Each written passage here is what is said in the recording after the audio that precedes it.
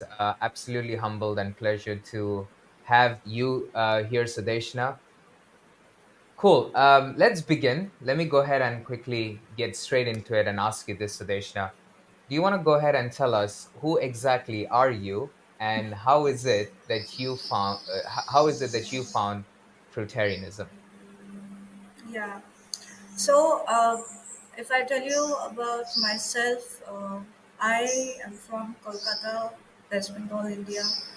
And if I tell you a bit about my childhood, I have grown up in a very, conservative family, in a typical conservative Indian family. Very protective, childhood, and I've always grew up feeling insecure as a child, all my life in fact, right from childhood. And there has a lot of there were a lot of childhood traumas that I've been through. Then that I mean those things kind of stayed with me over the years, and I carried them over to my adulthood. I have also been suffering from chronic diseases since childhood, like psoriasis, and kept coming back and forth over the years.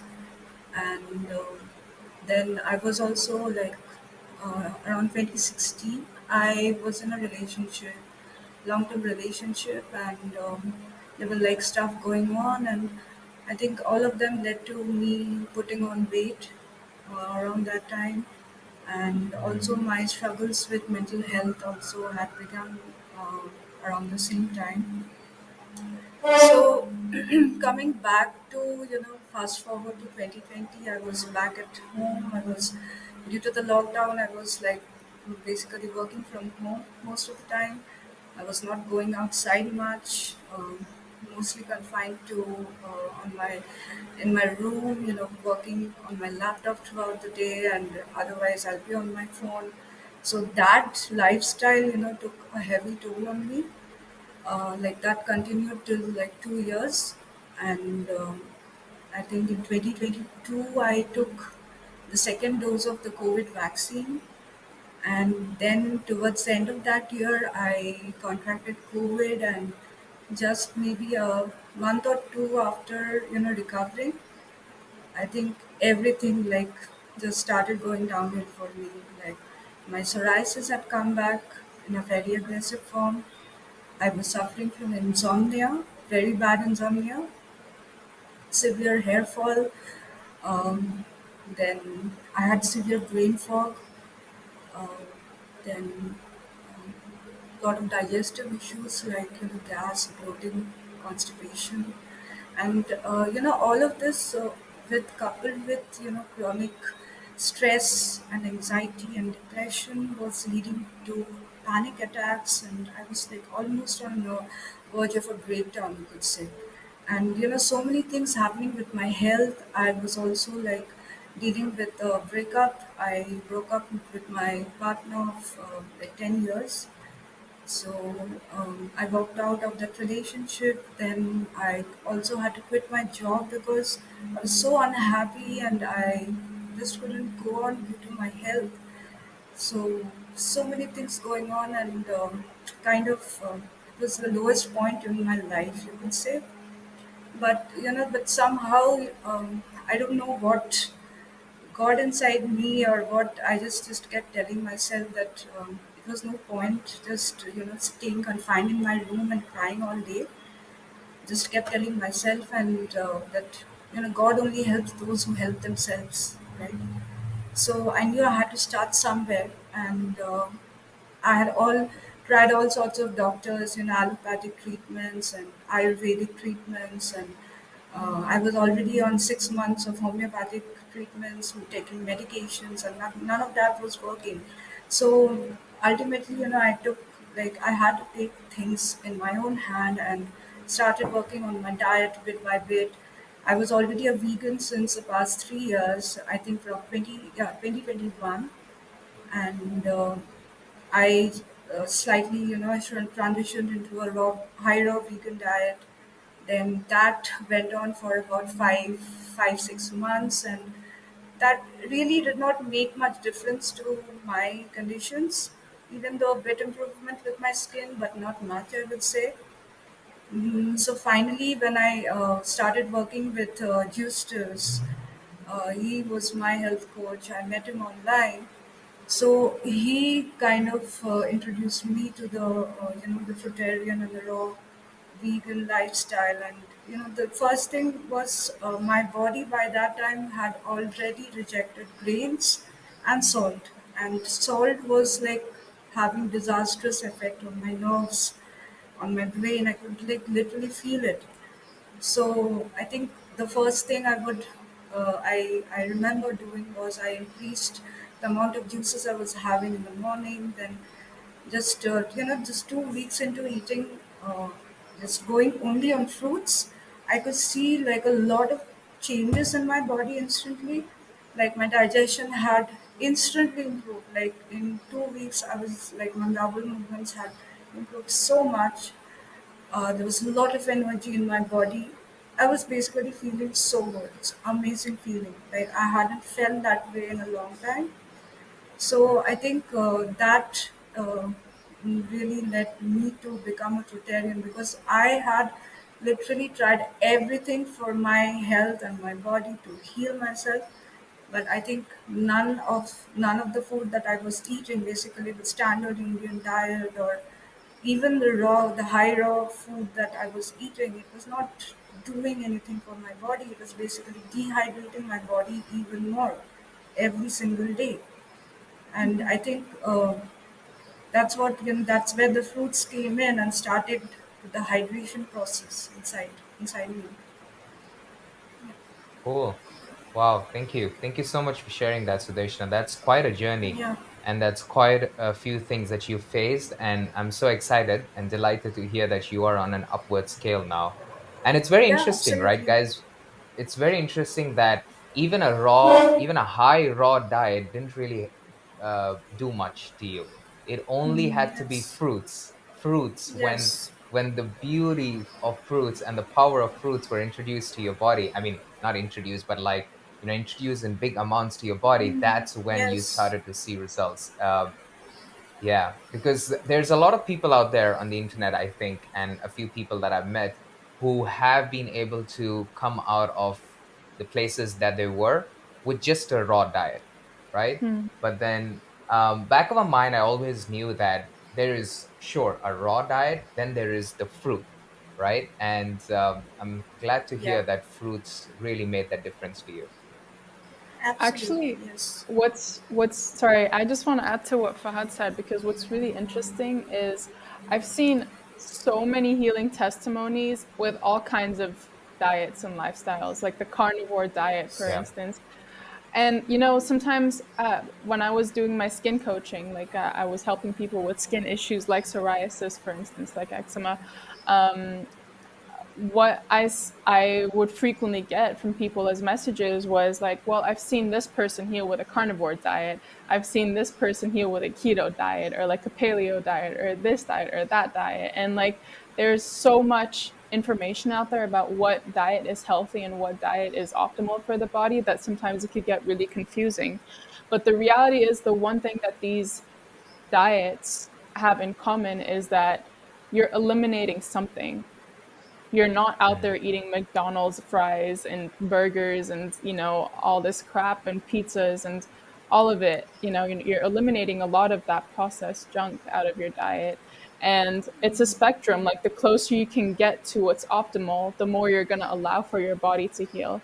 Like, what all of these different diets and modalities of healing, so to speak, have in common is that you're eliminating something, whether it's the chemicals that, are some foods are really riddled with, or if it's like the sugars, like the refined sugars. And it's not the standard conventional, standard American, or standard anything diet. It's something that is considerably better.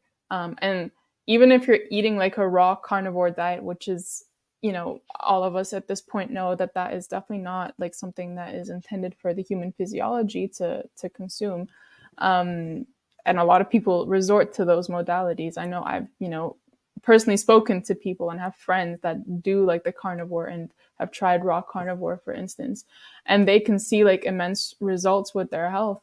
And it's interesting because when we talk, like when I have conversations with someone that's on that kind of a journey, we can connect on like very similar ideas, very similar like modalities of thinking as well, just because there's some level of health consciousness going on, right?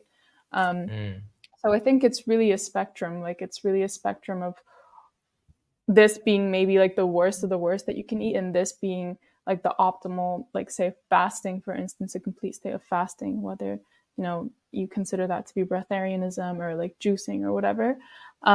Everything in between is really just like one step closer to this end. And that's the amount, like you get to one point and you see a level of healing until then, and then after that it's like you have to keep going if you don't want to plateau with your healing. And Sudeshna, perhaps that's what you were seeing in your body, is like raw vegan in itself is very healing compared to all of these other diets out there, all of these other modalities of eating. But to a certain extent, because if we've done years and years and years of damage through, the way we eat, the way we think, the way we breathe, like all of these things that we've unconsciously manifested for ourselves, not through faults of our own, but, because we didn't know any better, then it takes a little bit more for some people, and for some people maybe not, but it takes a little bit more than, perhaps just going raw vegan, or perhaps just doing like 3 days of juicing or whatnot. So, and it can really depend. It can really depend on what the diseases are, like that you're perhaps like dealing with, how toxic your body has become, how old you are. Like there's so many factors and so many variables. And I think it's also that unconditioning that we need to do. That is like, there is no one uniform way that is going to be everyone's experience in this healing journey. Like everyone's going to have it differently. And, it's great to have people to look to, to see like, okay, well, you, for example, were dealing with psoriasis and gut issues and, brain fog, for instance, and you can look at someone that has dealt with these exact issues and look at them as inspiration that has healed them. But it's also important to draw the line. I feel like it's also important to draw the line and say, well, it's great that, I've seen that this can work, but it might not be my exact experience. It could be different in a lot of different ways. So I Mm. think that's like, personally, when I was kind of going through my journey, like, I've had to come to terms with that, because everyone's experience is different, like is going to be really different. It's great to have those inspirational figures to like motivate you when, you don't see progress, and you're maybe not trusting the process. But yeah, like I can kind of relate with what you're saying, Sudeshna. Like it's actually really interesting that you were able to become so in tune with your body that you recognize that salt wasn't doing you any good, and that you realize that like fruits. I don't know if that was like an intuitive process for you, that you just kind of like gradually shifted more towards high water content fruit, or if like you were just kind of following more figures like Justas, for instance, like if he was kind of guiding you and giving you all of this information. It would be really interesting to hear like how you saw the differences when you or I guess like how you felt more compelled to eating more high water content fruit. um, I know for a Mm. lot of Yeah. people it could be intuitive. Yeah, go ahead. Yeah. So I would share with you two instances where my body, that I realized that my body had totally rejected salt. So there was this time, I think last year around mid of May or sometime like during that time. And my during that time I was so, I mean, so sick that I used to feel shivers in my body during night. I used to feel my body was going cold every night, and I wouldn't be able to sleep, and my heart rate would increase. I would like wake up with a jerk, and all sorts of things happening to me, and I was like absolutely clueless, like what is going on. So, I had my pressure checked by the doctor, my BP. So the doctor, I actually had visited a cardiologist. So the cardiologist said, no, no, you're fine, and take some, sleep medications, you'll be fine, and there's nothing wrong with your BP. And so I was under the impression that it could be low blood pressure, and he also suggested I take a lot of electrolytes for my body. So that's how I went on taking, whenever I was feeling uncomfortable or any sort of discomfort in my body at night, I was taking some electrolytes. And that was like doing epic amount of damage for me. I mean, I could feel it, like I wouldn't sleep after taking those electrolytes throughout the night. I would stay awake, and it was just making things worse for me. Mm. And that kind of kept on going until, I started with doing a juice cleanse, a 30-day juice cleanse. So what I did was I was also water fasting for one day in a week, and then going on to juicing again.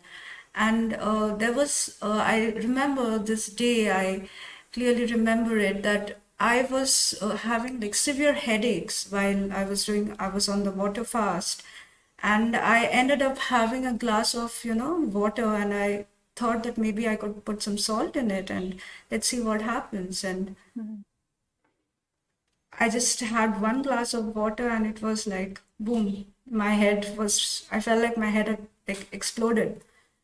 So I just knew right then that I needed to stop. I needed to stop that. Putting salt in my body. Needed to stop. Absolutely. It Wow, was that's like really, no doubt. Yes. it's so Wow. interesting how like the body becomes so much more sensitive to what, like you become a lot more aware of what's offending your body when you, as you become cleaner. It's so interesting that you were able to recognize that so distinctly when you started Yes. doing the juice cleansing and the water fasting.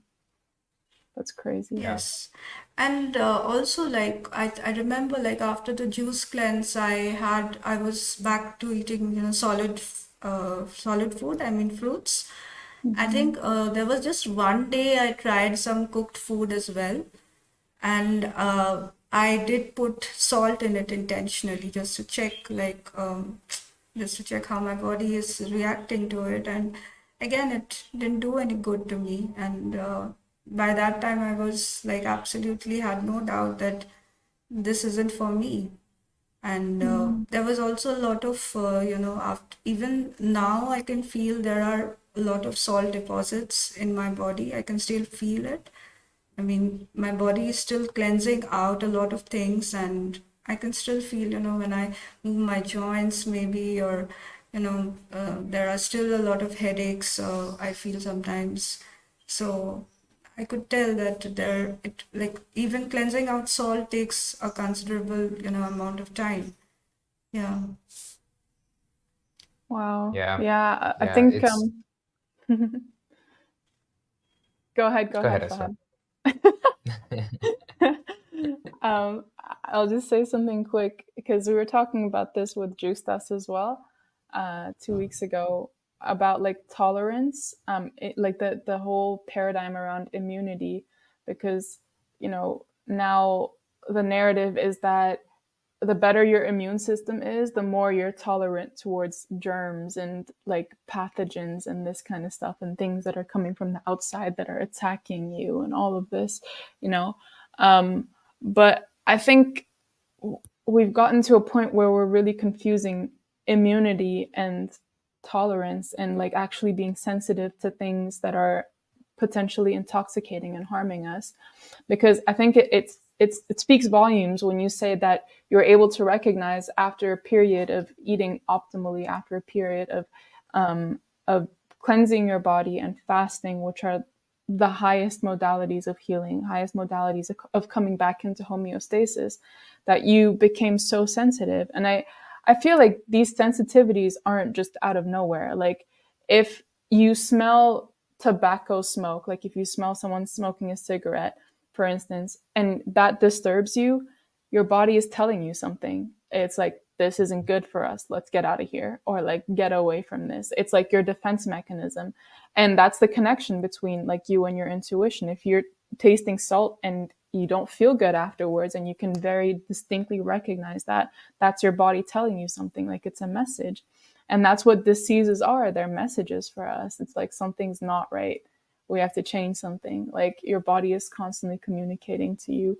And the closer you get to a cleansed palate, like imagine babies, for instance, they're really sensitive. Like they're really sensitive to stimulants. You have to be really careful with how you handle them.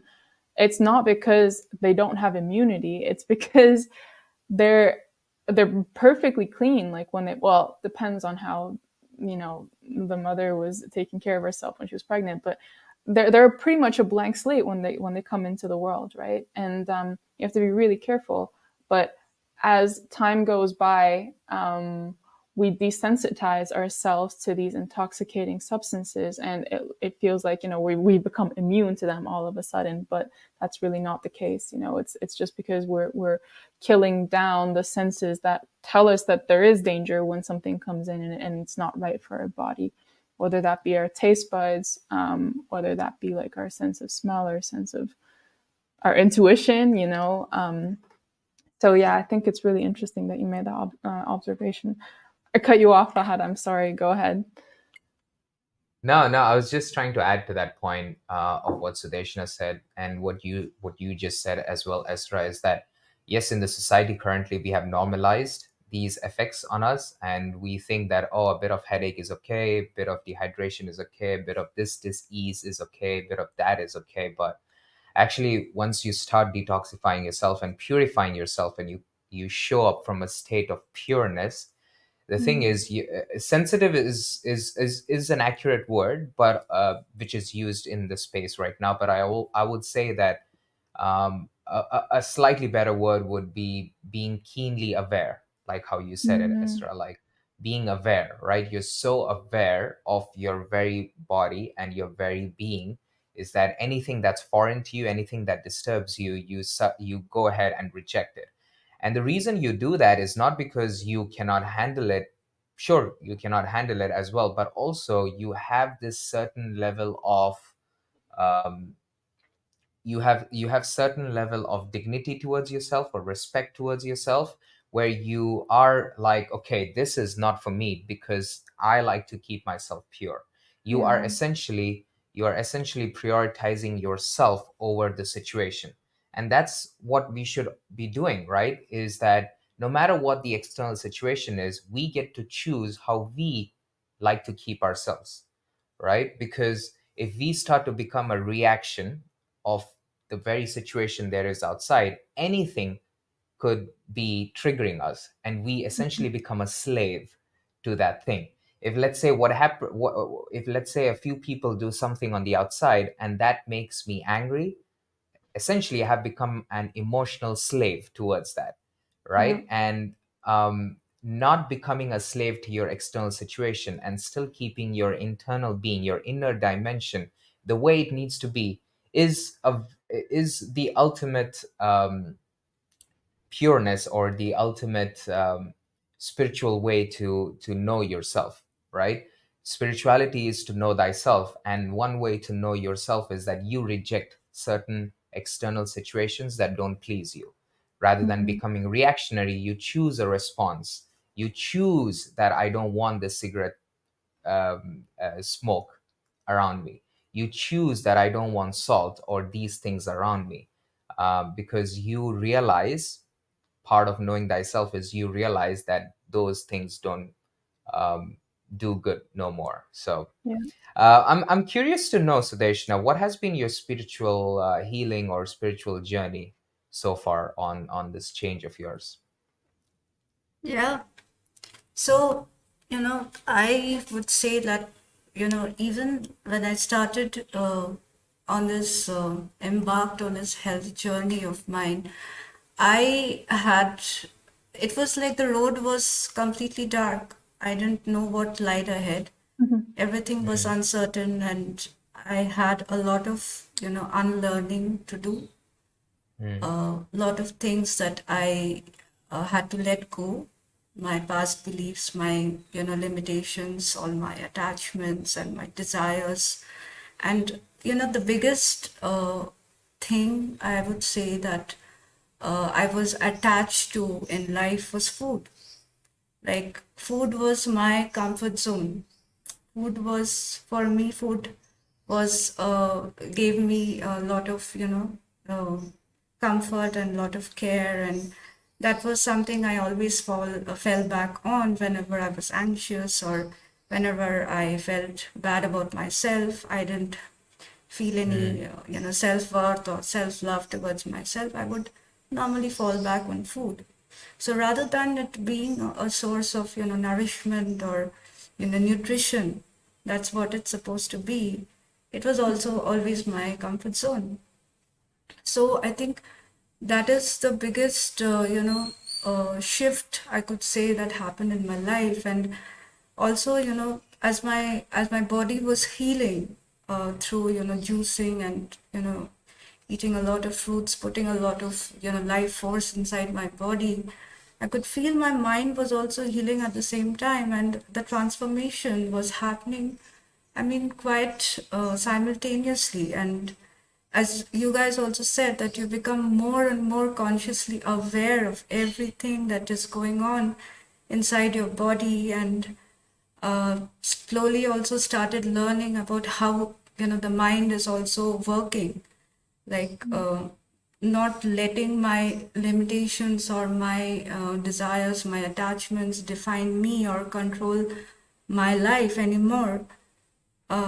That did take a lot of time, but uh, as in how I became more and more, conscious about myself, and I, started treating my body as a temple, like Fahad just said, that you respect your body. Start treating it with so much love that with to that extent that you treat it like a temple. Like, start putting out only, feeding your body with just the highest quality nutritious food. Feed your mind with the highest quality thoughts, and expanding consciousness. Then I also found myself meditating a lot more. I mean, I never had to put an effort into doing that. Like, a lot of people will say I cannot sit for meditation, I find it difficult. But just after just started the cleansing process, and this just happened organically, like I didn't have to do anything. I can now, even I can sit for long meditations, and the more and more I meditate and go deeper inside, that's how I started realizing the biggest realization that I am much more than this body, than this mind.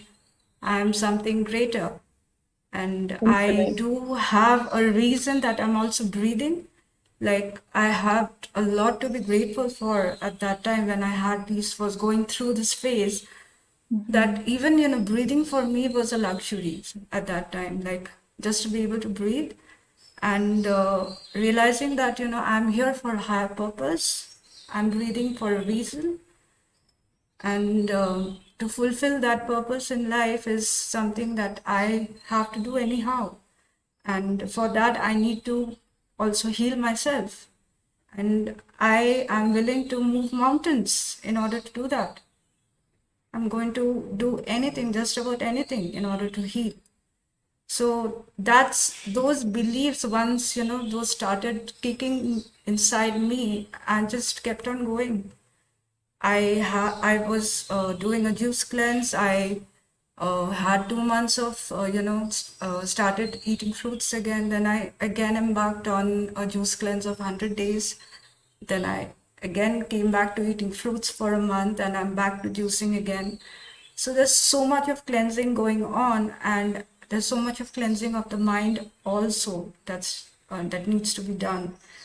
And yeah, I think I'm just I'm immensely grateful, and I mean, also, just happy that I am able to do the things, pursue the things that I've always wanted in my heart, and I see myself closer to my goals and my higher purpose in life. Just to, maybe I want to help others out there, just like, Esra is doing, you are doing, Fahad. Just such an inspiration just to be talking to you about this, and I would really love if someday if even I could reach out to people like me and just help them out and help them see the truth. That's what I want. Help them see the Amazing. truth. Amazing, amazing. Yes. Applaud to you. Applaud That to you was for so that. That weird. was amazing. Thank you. That So is fantastic. beautiful. And you know what's crazy about this is that as you realize that you are not this body, because the most limiting thing, that one thing that truly Yes. limits us and hypnotizes us, truly, this tongue Mm. hypnotizes us. This body, the desires of the body, hypnotizes us. And once you liberate yourself from the most basic limitation, or the most primal limitation we all have, is this biological limitation. The moment we liberate that, truth, service is natural, right? Like all the people I have spoken to who have realized that they're so much more than this body, want to go out there looking for truth, want to go out there helping people, right? Just like how you said. So it's beautiful. It's our birthright, I Yeah. feel like that nature intends for us to be happy and fulfilled and be true to who we are. But I think Yeah. it's like our unconscious crimes against nature. And it doesn't like nature doesn't really care if you don't know what is the truth or not. It's going to reap the consequences either way. You're going to reap the consequences of what you sow either way. So you might as well just, you might as well be familiar. You might as well make yourself familiar with these rules, with these laws that nature has put in place for us to abide by. And through doing that, can we really understand? Because I really believe that, everything that we see, everything in physicality is just the spiritual consciousness, like what you would call consciousness made manifest in physical form. So you can see like divinity in everything. You can see like God or like spirit or the universe manifesting in everything. And so I feel like it's such a blessing for us because we can really study that. We can really make ourselves familiar with that. We have this body right here that's infinitely intelligent, right here, literally, like no crazy technology, nothing like that, nothing man made. It's there, it's given to us from birth. And we can study this infinitely intelligent thing and get more and more familiar with it and understand how we can liberate ourselves from being in pain and being in a state of sickness and being depressed and purposeless. And I get you, Sadeshna, by the way, because everything that you said resonated so deeply with me, so deeply, especially what you're talking about, the spiritual journey. um how you mentioned that this, like, you started treating this vessel as your temple. It's because it is. You are the temple. You are, like, your physical body is the temple, and what dwells inside is infinite, is much beyond what our limited thinking, our limited minds can even comprehend. um and I think the more and more people wake up to this, the more and more people want to wake other people up from this. And honestly, not getting into conspiracies or anything, but that's really what the powers that be don't want. It's because if you recognize your power, if you start to realize your power, you might just you might just make Fahad realize his power, and then Fahad just might remind me of my power, and all of us combined, that's a threat to the people that don't want us to realize our power. Yeah. So what you said resonated so deeply, and it's crazy because I speak with people that are on this journey a lot of the time, and it's everything they say. I've never met them in my life. I've never had a conversation with them. You and I are speaking for the first time, and everything you say, just, it's like, oh my gosh, I see myself in you, right? It's like the exact same thing, that exact same feelings. Maybe like the physical experience was different, but the same. It's just a weird synchronicity of feelings and like experiences that we've had and realizations and revelations that we've had that makes this process so like this awakening process. So I guess it brings us together in a way because we can totally like resonate with each other now. We can totally understand and feel each other's pain and feel each other's how should I say, like gratitude for being in this body that you can now understand and you can now take much better care of than you did back then. So thank you again for your words. They were so like it just made me smile on the inside because I was like that I can really feel it. Like I can really relate with what you were going through. And you did 100 days of juicing, right? Or did you do multiple 100 days of juicing? No, the 100 days of juicing. Wow. How did you experience your transformation on the juice cleanse in particular? Um, it has been like, I would say, the most amazing experience of my life so far. I mean, even the first Mhm. 30 days of juice cleanse that I did made so much difference to to my mind and my body. I think the first 30 days almost like healed my psoriasis to like 70-80% by that time. My Mm-hmm. brain fog had immediately, it was like cleared up. It was, I could feel the difference within like 2 weeks of, cleansing. My sleep has gotten better over time. Um, there is no such digestive issues, but yes, there are, I can still feel like now it has been 9 months that I've been on juices and fruits. I can still feel that there's a lot of cleansing that needs to be done. There's a lot of waste still in there that needs to be cleared out, that still needs to go. And also like one other disorder that I discovered for myself was I was suffering from a nerve disorder that I didn't get like formally diagnosed for it, but I had by that time, I was talking to people, other people who were suffering from nerve disorders, who were taking medications, who were on lifelong medications. And I could feel that, yes, I also have something similar, and that is also something that is affecting my sleep. So I think that was one big reason that I started, juicing again. Like I went on to do it for 100 days. And my nervous system, my brain function has just improved so much over time. If I tell you about my brain condition before, like even last year when I had quit my job and I was like in living like almost like a zombie, you could say. I could like there was so severe headaches. Then I could no longer work on devices. I could no longer read. I could no longer write.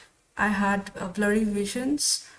I would stammer most of the time. I had severe social anxiety, and depression was already there. And I could like literally feel that there was something very, very wrong with my brain. I mean, controlling and working with your mind is something on a physical level, but there are also deeper issues that is like there is also some nervous damage that is inside that I didn't realize for a long time.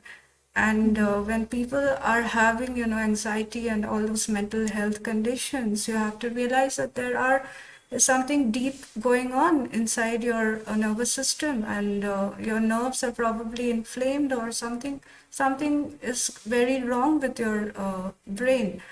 So I think that is something that I have realized over the past 9 months, and the fact that I'm able to sit here and to be able to talk to you, and this is like something amazing because I have been a person who could never speak in public.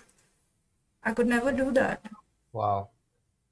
Just putting myself out there, like this Right. is something that I never thought I could do. And just, with identifying with my authentic self. This is the person I am. I was not the person I used to be, the unconscious person I used to be. with a body built on crap, and just having that realization, enough is, I mean, is enough. I mean, it's so Yeah, rewarding and every bit worth it. This whatever, like, I don't know how many obstacles have come my way, but the journey has been every bit worth it. That's what I can say. that's amazing. That is Yes. uh, that is amazing. Thank you for sharing that, Sudeshna. I think there are a lot of people I think listening to this, and a lot of people that I meet, and many members in my family members as well, like my extended family. A lot of people do struggle with all sorts of things, right? Diseases, or essentially mental issues, or feeling feeling depressed or anxious, and things like this. And just yesterday, I was hearing from an aunt of mine how she's not feeling right, and how she's feeling like she wants to cry all the time, and she's Mm. just anxious and does not want to meet people, and nothing's working out for her, no mental clarity, nothing. And I just feel like one, and also the other day I was seeing this interview, and people were talking about, we humans, we have this mind, it's so complex, and after all, we're humans, we feel depressed and this and that. And it baffles me when I hear things like this, because how much millions of years, if people believe in evolution, it took millions and millions and millions of years to build such a complex thing as this, the human mind, right?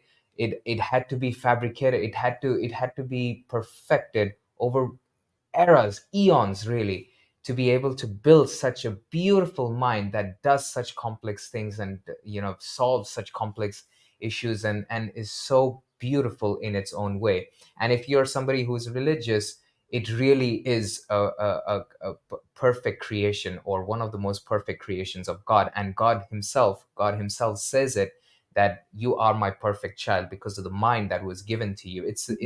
It's a responsibility that has been placed in your hands to be able to use it in its right way, to go out Right. there, do things right. And this mind is Absolutely. essentially, yeah, and this mind is essentially the biggest differentiator between all the creatures on the planet and human beings, right? Because for the most part, we all do the exact same thing as all the other creatures, which is we eat, sleep, reproduce, die, all of that.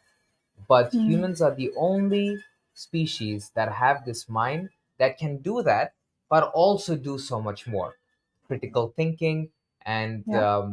a lot of things that this mind eases or makes it a lot easier for us. So, if failure to use this mind in its right way is essentially inviting a lot of things that you don't want to have, right? Mm. And obviously, it's very natural, if you don't use the very thing that was given to you, that separates you from everything else out there, if you don't use that in the right way, then obviously, naturally, you're going to feel depressed, you're going to feel anxious, you're going to be angry and agitated all the time, you're not going to feel at mental ease and in control. Mhm. And and the beauty about the diets that we or the foods that we consume, or the fruits that we consume, that's mutual, or that's common to us, is that it makes it a lot easier to live in a natural state, where you quickly realize that living in harmony, living in peace, living in completeness, feeling completeness is very natural,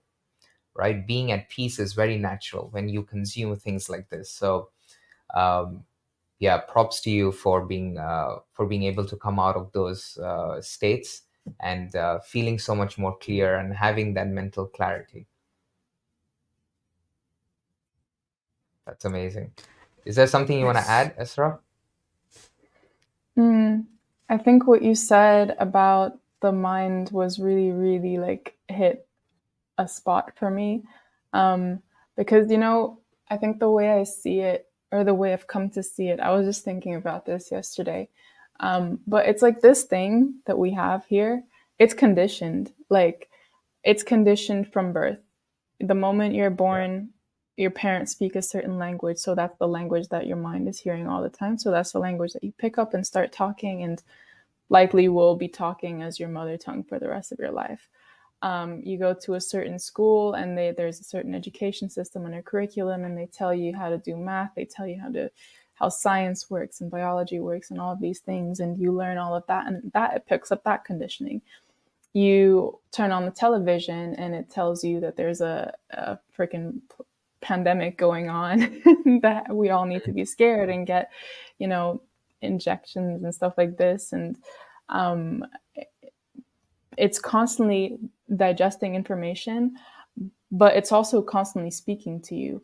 And this thing is like a parrot. Like whatever you tell it over time, if you repeat that thing over and over again to it, it's going to learn it and it's going to repeat it back to you. And a parent, if you, not a parent, a parrot, if you tell a parrot how to speak, how to say, I love you, and that parrot learns how to say, I love you, it's not saying that because it actually loves you.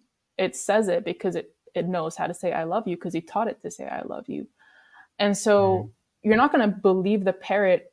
You're not going to believe that the parrot loves you because it's saying, I love you to you, And so why do we believe everything that our mind tells us? Why don't we dig deeper? And there's something always observing what's going on in your mind. Like I'm sure you may have realized this, but if you're really, especially in a meditative state, if you're just observing your thoughts, if you're just observing what's going on, who's the one doing the observing? It's not your mind. It's something much more infinite and much more aware to be recognizing those thoughts that are going on.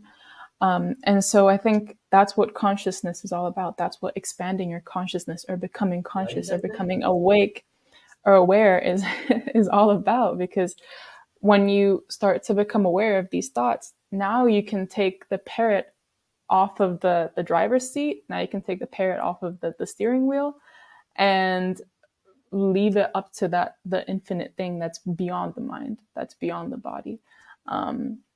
And I think that's what also, like, the unconditioning, the leaving behind all the detachments, all of the attachments that we have to, like, food, for instance, to all of these self-deprecating habits, whether that be food or smoking or like anything else that might be really damaging to your body, to your mind, that could be reaping disease in your body. So it just sparked that thought in my mind, because I was like, this is a great tool, like you said. Like it's something that we have if we know how to use it correctly. It's been given to us, and the fact that we have this ability to become conscious, to become aware of what's going on here, I think gives us all the more responsibility to also tend to that, to also like treat animals and treat nature and treat everything around us in a way that is conducive to life, in a way that is conducive to everything else that is, expressing just as another independent leg of consciousness or a finger of consciousness, So yeah, I think, and it actually made me think, because, we think, or it could be that a lot of people think, we're at the top of the food chain, so we can do whatever we want, right? Like that's what the common thinking is, because of our intelligence, because of this intelligence that, we have miraculously somehow. We can do whatever we want. We can, eat whatever we want. We can cook whatever we want and kill whatever we want, and we can get away with it. But I think, again, it just goes back to the whole point of whether you're aware of it or not, whether you choose to be oblivious to it or not, there's always an effect to the cause that you're creating. And yeah, there's going to be no escaping that. So you might as well just become familiar with what that relationship between the cause and the effect is, so that you can live in harmony with whatever is, intended for you to live by. So yeah, that's just what I'd like to add, Fahad. I think it's this whole topic of mind and the relationship it has with, our consciousness and our physical body is really interesting, because, we all say, or in the health community, they say, like, for instance, all disease starts with dehydration or like constipation, which is true. But I think rooted beyond the physical is also something mental that's going on. Like there's some Mm, thought that's repeating that parrot is telling you all the time, that is leading you to destructive behaviors, self-deprecating behaviors, that is inevitably going to eventually cause disease as per the natural law.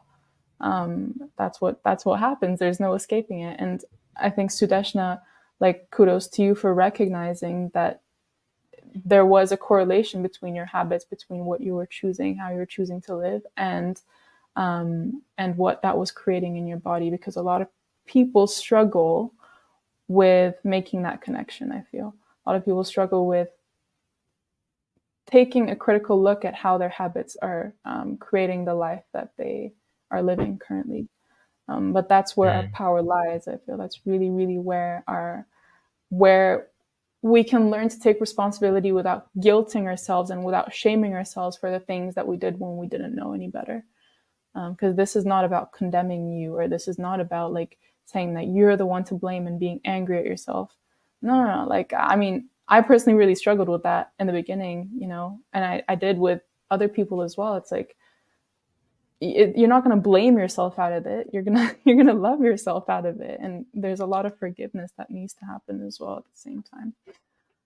Um, so yeah, interesting points, Fahad. Thank you for adding that about the mind and making that distinction also between evolution and religion as well. I think that was interesting.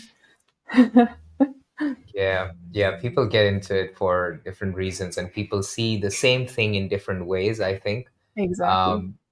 So, but yeah, thank you for sharing what you did as well, Esra. So, Deshna, one question I had for you, which which is very much which is something you just mentioned a few minutes back, around meditation and how meditation came organically for you. Something that we did not do so far, Esra, in other episodes of this unnamed podcast, which we don't know what we are going to name, by the way, is that we never really spoke about meditation, right? We spoke about spirituality, spiritual healing, spiritual journey, all of this, but we never really spoke about what meditation is, because some people, I'm sure, who are listening might just be a bit clueless as to what this thing is, right? Some people say it does this to you, some people say it does this to you, some people say you have to absolutely sit down, some people say you have to go and sit on top of Mount Everest to be able to feel meditative. There's so much going on around meditation, right? So Deshna, do you want to go ahead and share a bit about how this practice came organically to you and what it really is, and what is it? How is it that you're doing it, and what is it that what is it that it's doing to you? So, for me, I would say, once I started with, with the cleansing process, I think that was majorly instrumental in, calming down my mind, calming down and, feeling peaceful and relaxing all the time, and that peaceful state of being. And at that time, I didn't have to do any meditation to feel that way, because Mm, that just kept happening in a very natural way. And you know once I started meditation, I think meditation helped me to, you know I would say, go into self realization. And as and how also I was expanding my consciousness, and realizing that our body and mind that we were just talking about are just merely tools. They are like tools available to us for interfacing with this dimension, right? So it's like I have a hand, but I'm not my hand, right? So I have a body. I don't recognize with my body. I don't recognize with my mind. And once you have this realization, I had the biggest, shift of perspective on reality and life in general, that not to take it for granted, nor do I take it too seriously. That was for me, that realization slowly started, sinking in as I, dug deeper and went deeper and deeper into myself through meditation. I think for me, it was not to reach God or to find God. I am still exploring on that subject, but for me, it was just going inside deeper and deeper every day. And also, realizing that my potentials and my capabilities are limitless, are Mm-hmm. infinite, because that's what the universe and the divine forces want from me.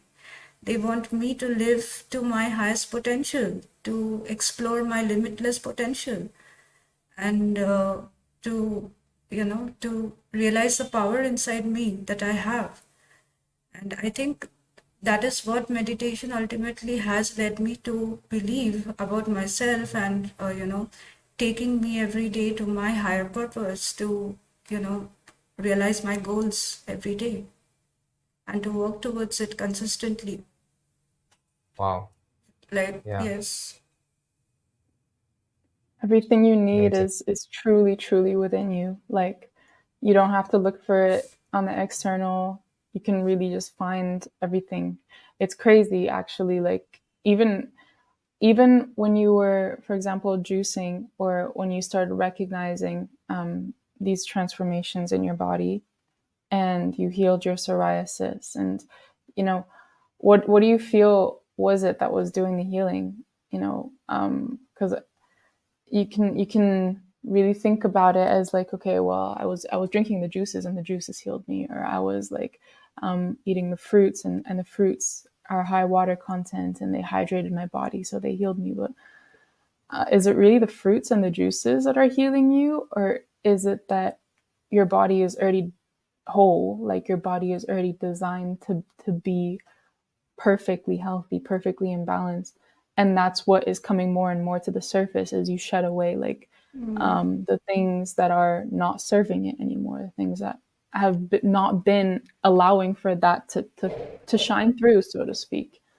Um, I think it could Yeah. also be quite confusing in the health community about this. Like there could be some confusion in the health community about this because you know that we still have that conditioning sometimes of, okay, well, this is going to heal me, or that is going to heal me, or I need to take this, or that supplement, or this vitamin. And it's like, it's not about that really. It's just how much you're able to eliminate from the things that aren't allowing your true self, what's really within, the thing that's infinite, to shine through, to really like come to the surface and express.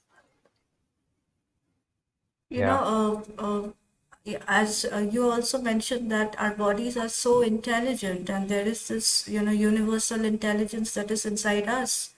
Our body knows how to heal itself. My body knows how to breathe itself. Yeah. I just have to give the right fuel for it to do its work.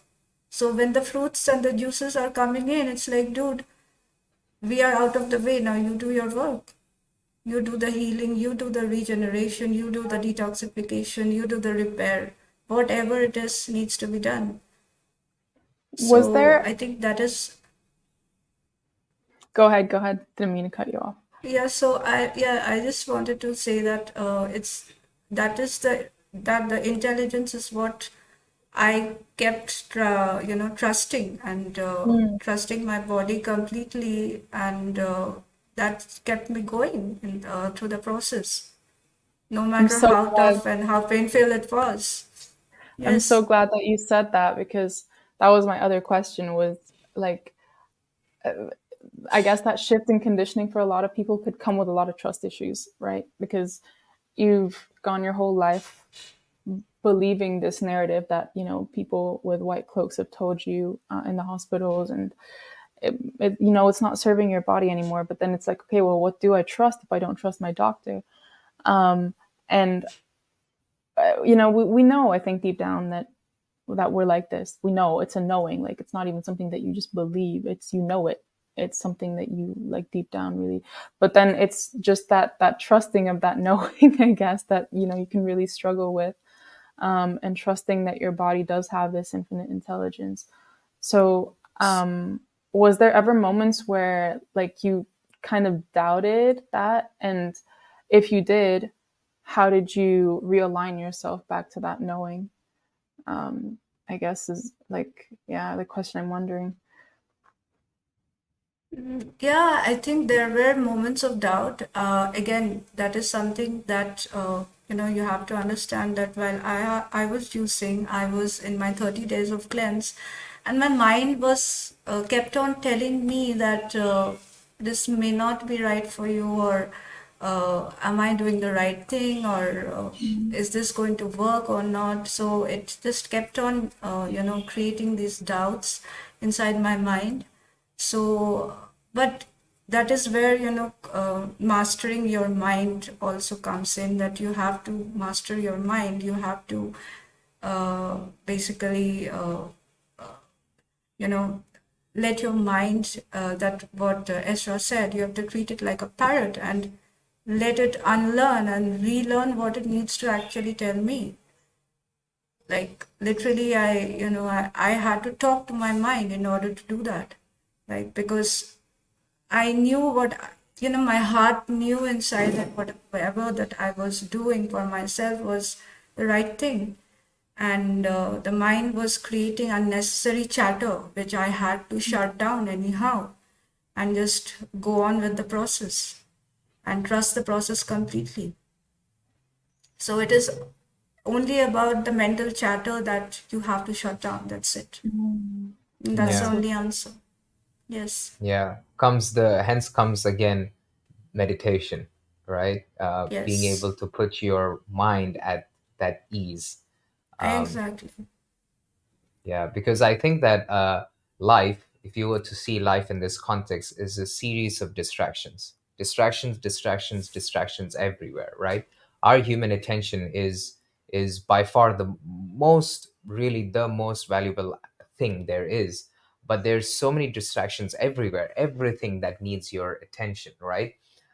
And to be able to put yourself in a level of focus, to be able to put yourself in a place where you're focusing at that very task that you're in, your quality of life naturally enhances, and the task that you're doing, the quality of that task also enhances. Hence the, in mm, the enhance in the quality of life.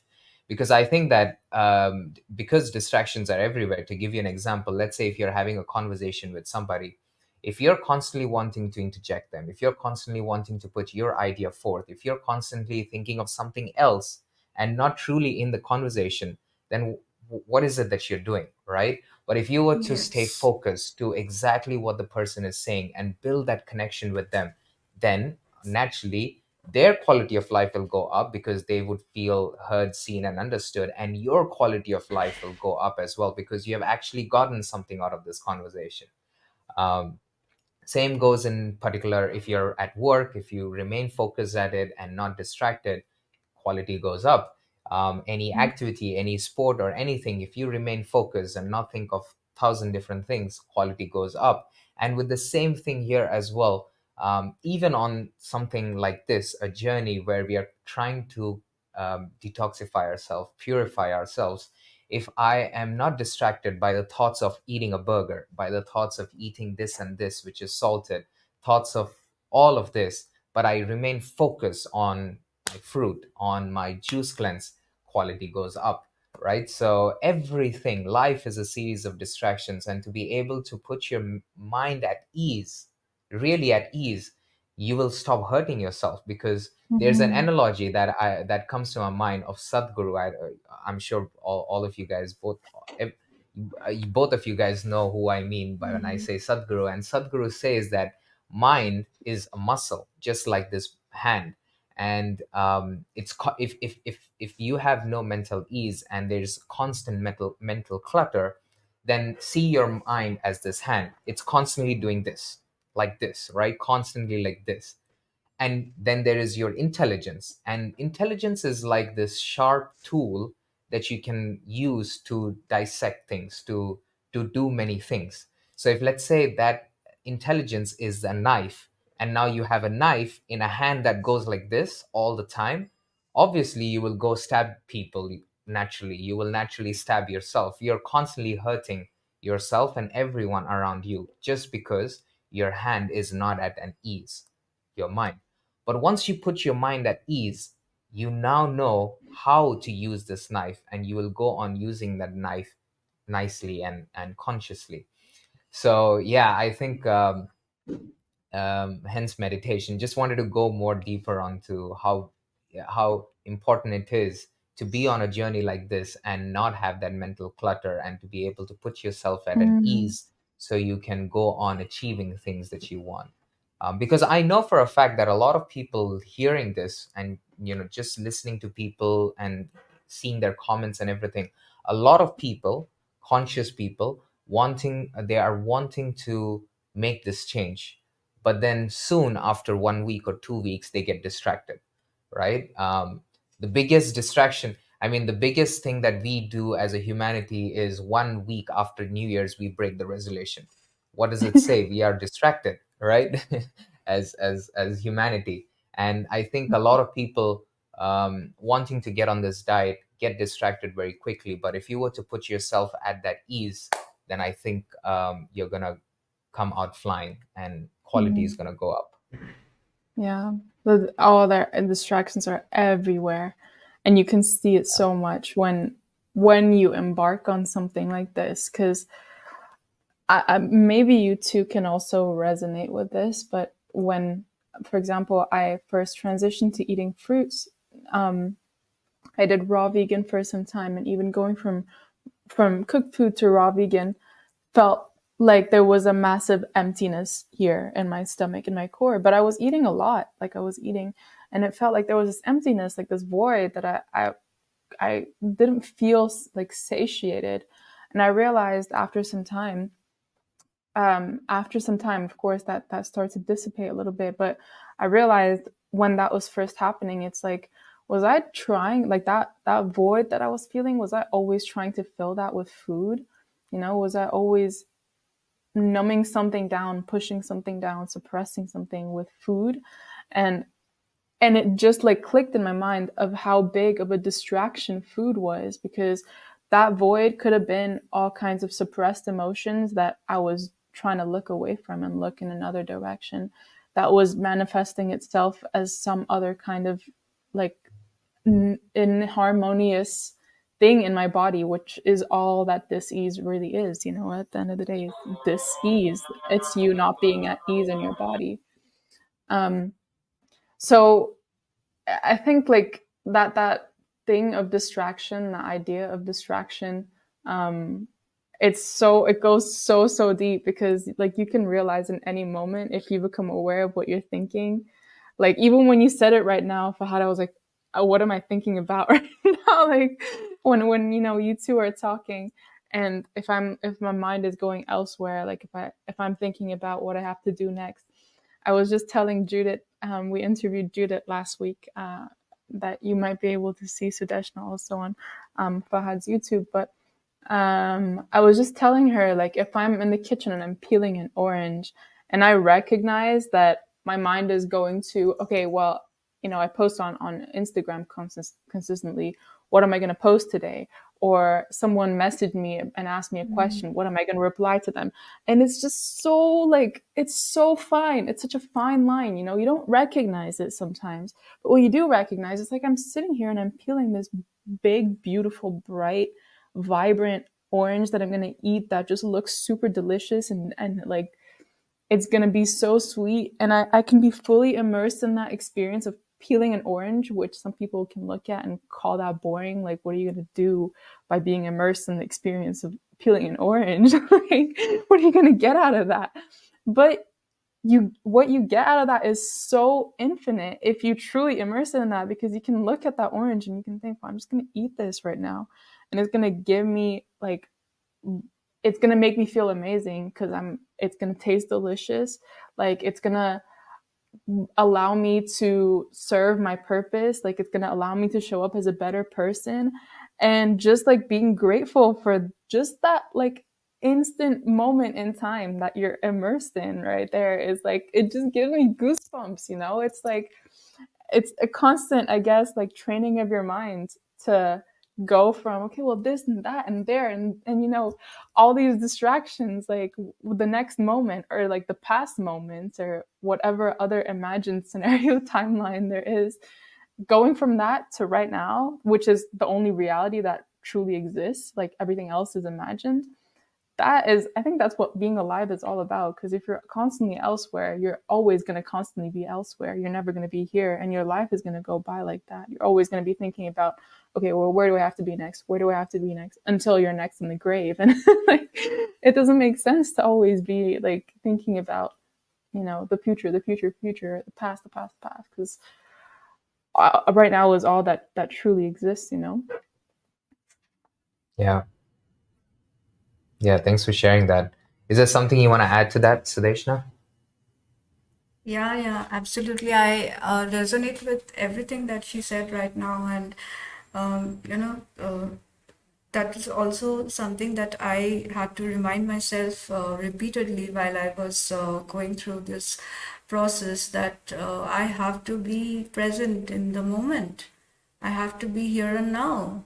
I cannot live in my dead past, or I cannot be in my imagined future all the time. And that is where I was able to shut down that chatter inside my mind. And it's basically like, have you seen if you've seen a chainsaw, the minute you put it on, it starts making a sound. Mm-hmm. And our mind is also the same thing. The minute you wake up in the morning, it starts with that sound, it starts with that chatter, right? So that is exactly what I did, was just, again and again reminding my mind that I need to be present in the moment. If I'm cutting a watermelon, I need to be cutting only the damn watermelon and not let anything in the world bother me. That's Yeah. exactly what I did as well. Yeah. And Yeah. that is also, when you live in the present moment, is also it helps you to generate a better future for yourself, because Mm. you are not dwelling on anything that is basically unnecessary at that moment. You are focusing on whatever it is that you're doing, and you're just bettering your own life. You live out of Yeah. love. Like it's just, you can show Yes, absolutely. gratitude for right now, and our feelings are what create, like our feelings combined with whatever thought we have, like that's what creates our reality. It's like that brain heart brain coherence. If you've ever um, come across Mm, Joe Dispenza, he talks about yeah, that. yeah.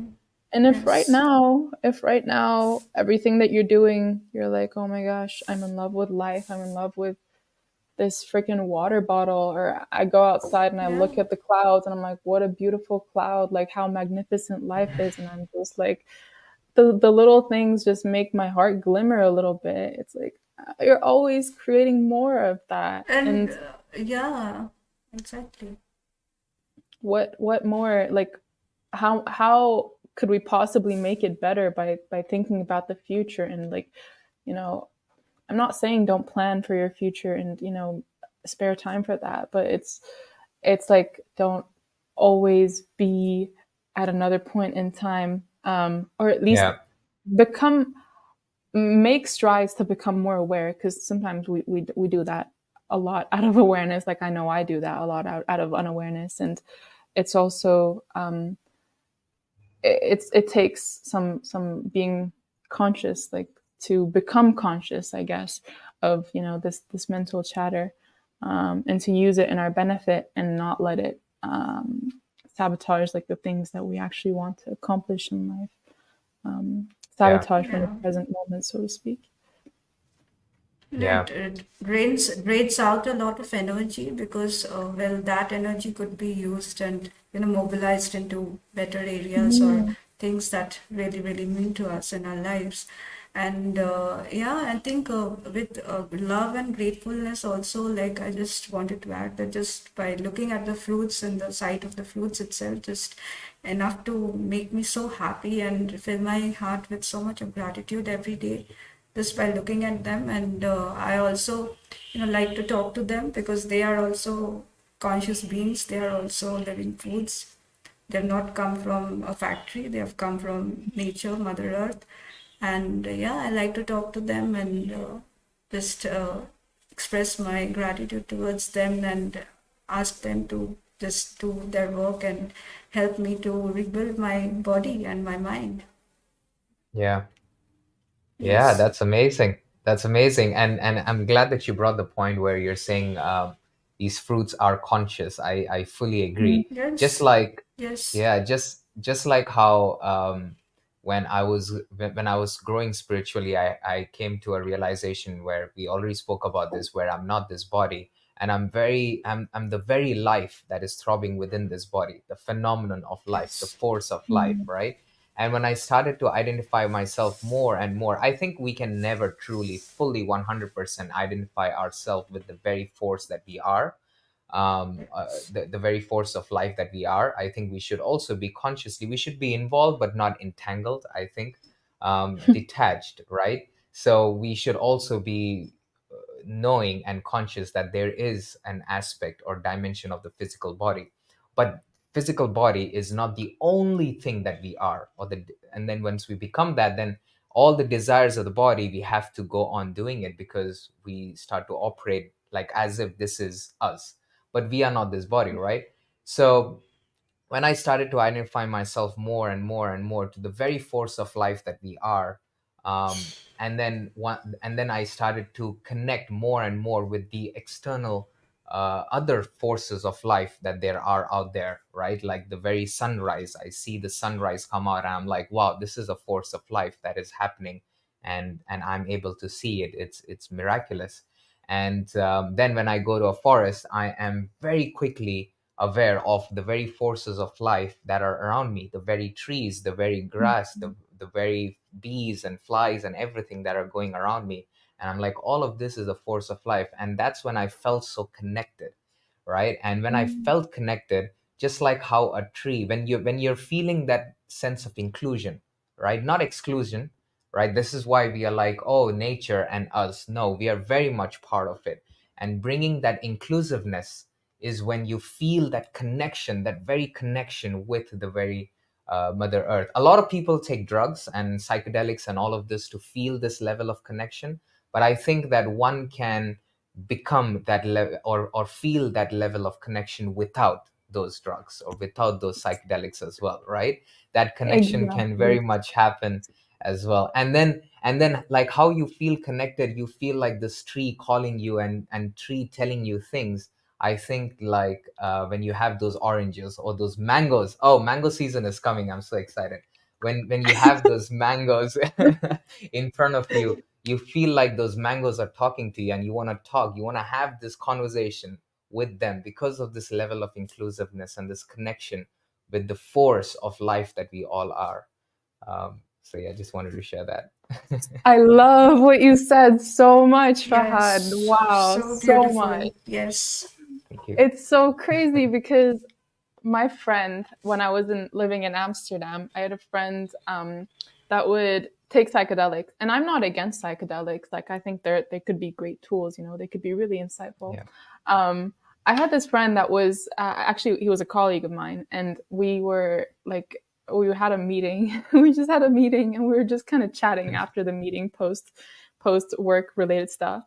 And he was like, "Yeah, I did shrooms on the weekend." He's kind of telling me about his experience.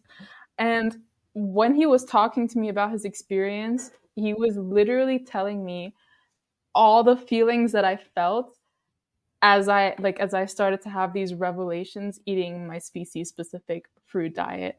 And I was like, that is crazy.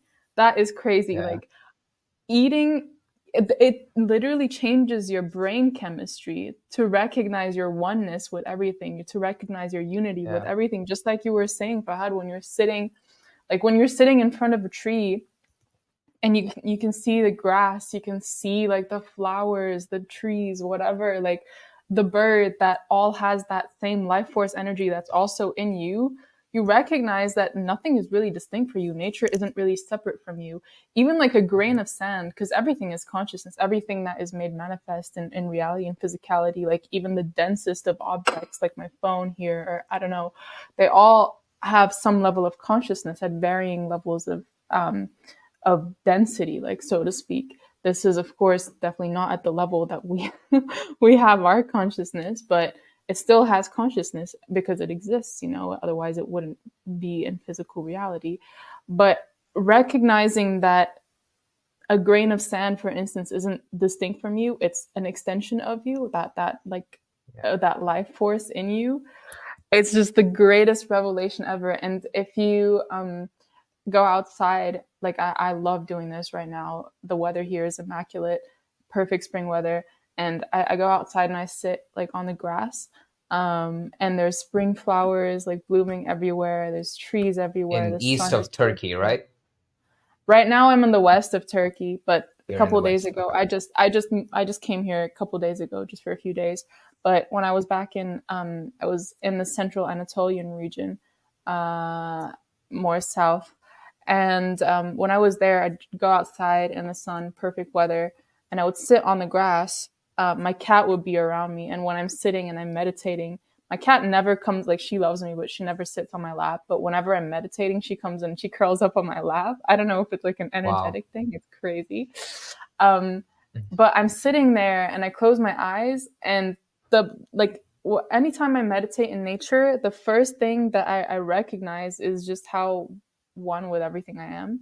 Like Mhm. the grass that's coming up, like the weeds and all of that. I'm like, this isn't like I me is there as well. I'm not just here. Like, part of me is there as well, which can sound really woo and crazy for some people. And when I started recognizing this stuff, I was like, am I going crazy over it? But it's not. It's like, it's your truth is just like, it tells you, you can really feel it when you connect with your heart. You can just recognize that everything that has life is an extension of you.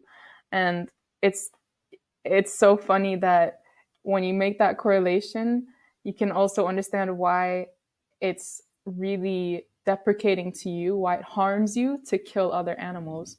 It's like a karmic retribution that you reap this ease if you're killing and eating other animals, if you're exploiting them, if you're subjugating them to torture and you know things that are not humane, that are not good for them.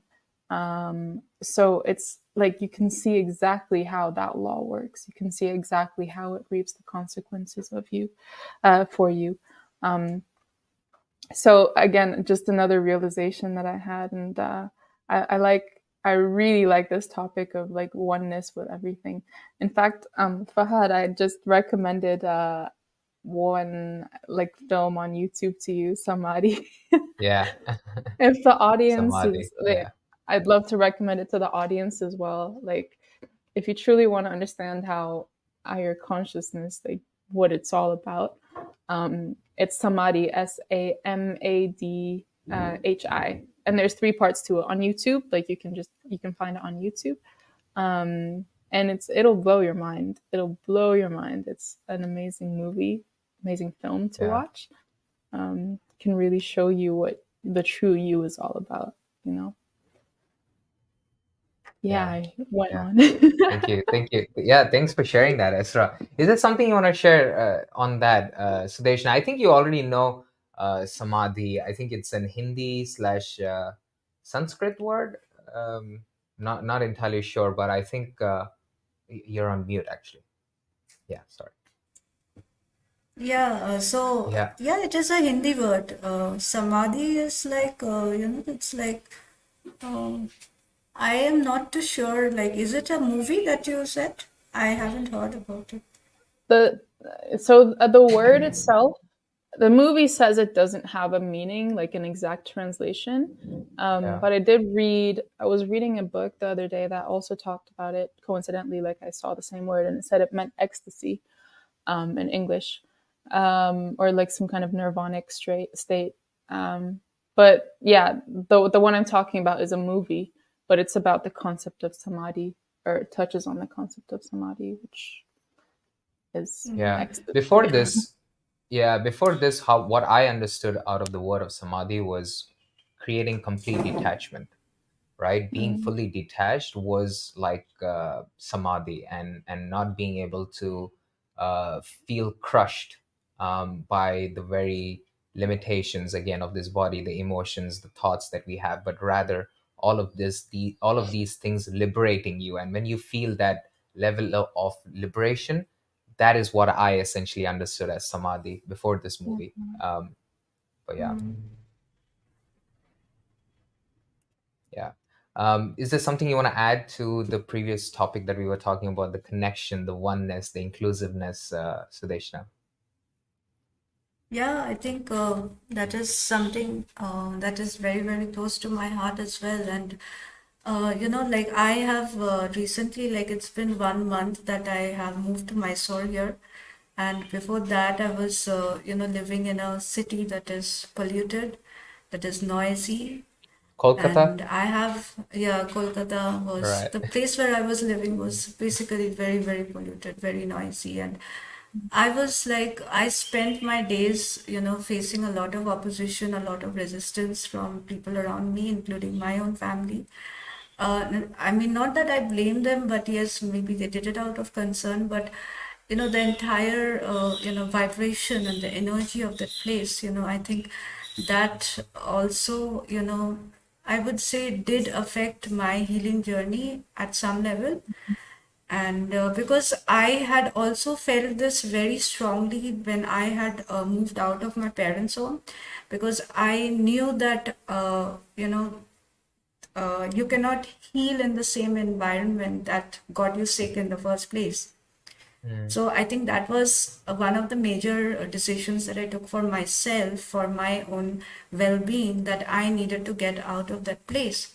And throughout the last, 9 months, I had been working on myself just to be able to get myself out of the city, because I love myself. I want myself to experience nature. I want to go out there. I want to be with the trees. I want to hear, like, I don't want noises in the morning. I want calmness. I want peaceful environment. I just want the birds to be singing in the morning to me, not some car honking near my house. So, that was like I mean, that was really, really the major turning point for me when I moved to Mysore here. And I could just literally see the difference in my own health in the last 1 month, that I have never like been felt, I have never been feeling like this for a very, very long time. Even though I was alone back in Kolkata, I was struggling on my own. I was doing the juicing and eating and everything by my own, even like in the presence of that kind of energy. But I felt that no matter how much you work on yourself, you end up absorbing that kind of negative vibrations on some level, and that really does affect your healing journey also. And that is, I think, that is like a huge thing. I mean, once I have got myself out of that place, and now that I'm in a environment where I know that I can thrive, I can do better things for myself. And that is, I mean, if you prioritize your health and your mental well-being, I think everybody should do that.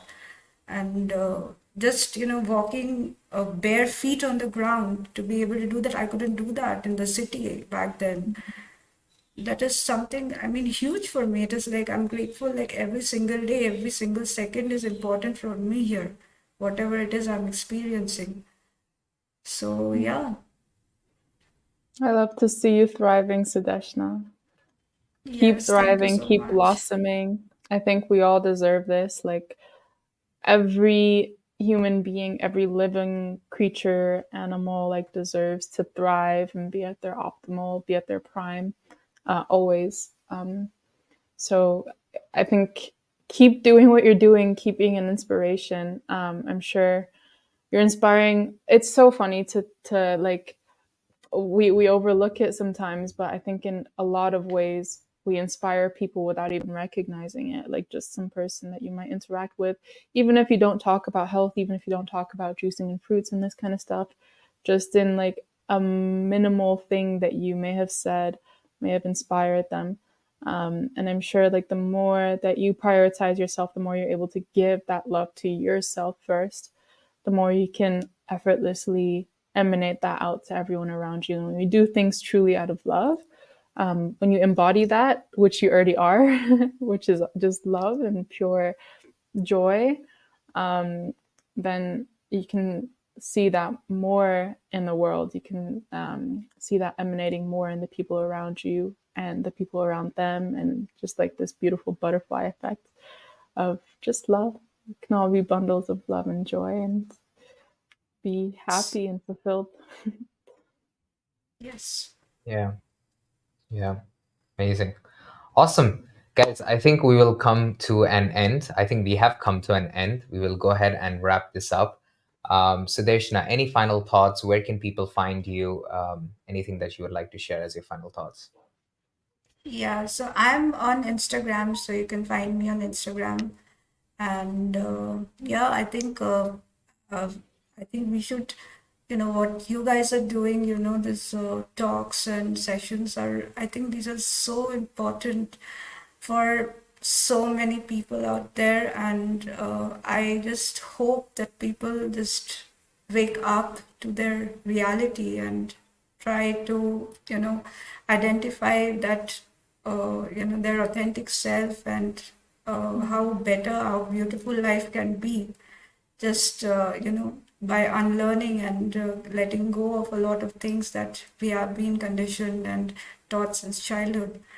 So yeah, I think you guys are amazing and incredible, are doing an amazing Thank you. job. Yes. Thank you.